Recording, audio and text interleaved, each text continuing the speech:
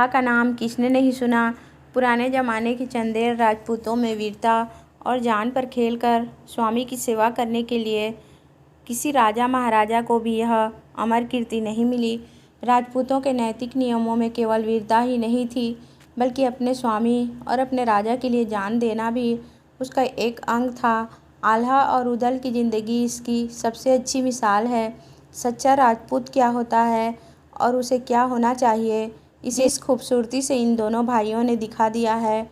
उसकी मिसाल हिंदुस्तान के किसी दूसरे हिस्से में मुश्किल से मिल सकेगी। आल्हा और उदल के मार्ग और उसके कारनामे एक चंदेली कवि ने शायद उन्हीं के ज़माने में गाए, और उसको इस सूबे में जो लोकप्रियता प्राप्त है वह शायद रामायण को भी न हो। यह कविता आल्हा ही के नाम से प्रसिद्ध है और 8-9 शताब्दियाँ गुजर जाने के बावजूद उसकी दिलचस्पी और सर्वप्रियता में अंतर नहीं आया। आल्हा गाने का इस प्रदेश में बड़ा रिवाज है। देहात में लोग हजारों की संख्या में आल्हा सुनने के लिए जमा होते हैं। शहरों में भी कभी कभी यह मंडलियाँ दिखाई दे जाती हैं। बड़े लोगों की अपेक्षा सर्वसाधारण में यह किस्सा अधिक लोकप्रिय है।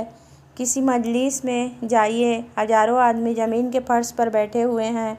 सारी महफिल जैसे बेसुध हो रही है और आल्हा गाने वाला किसी मोढ़े पर बैठा हुआ अपनी आलाप सुना रहा है।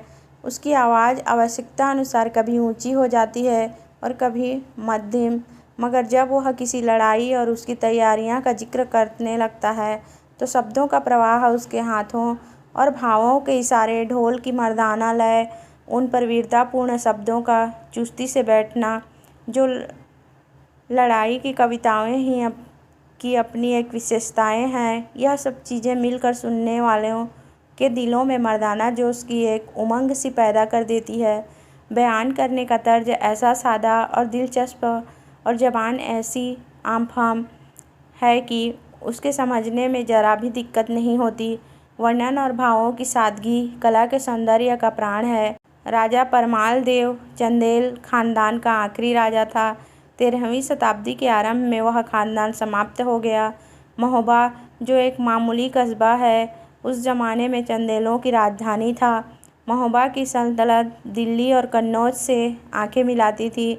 आल्हा और उदल इसी राजा परमाल देव के दरबार के सम्मानित सदस्य थे। यह दोनों भाई अभी बच्चे ही थे कि उनका बाप जसराज एक लड़ाई में मारा गया। राजा को अनाथों पर तरस आया, उन्हें राजमहल में ले आए और मोहब्बत के साथ अपनी रानी मलिनहा के सुपुर्द कर दिया। रानी ने उन दोनों भाइयों की परवरिश और लालन पालन अपने लड़के की तरह किया। जवान होकर यही दोनों भाई बहादुरी में सारी दुनिया में मशहूर हुए। इन्हीं दिलावरों के कारनामों ने महोबा का नाम रोशन कर दिया है।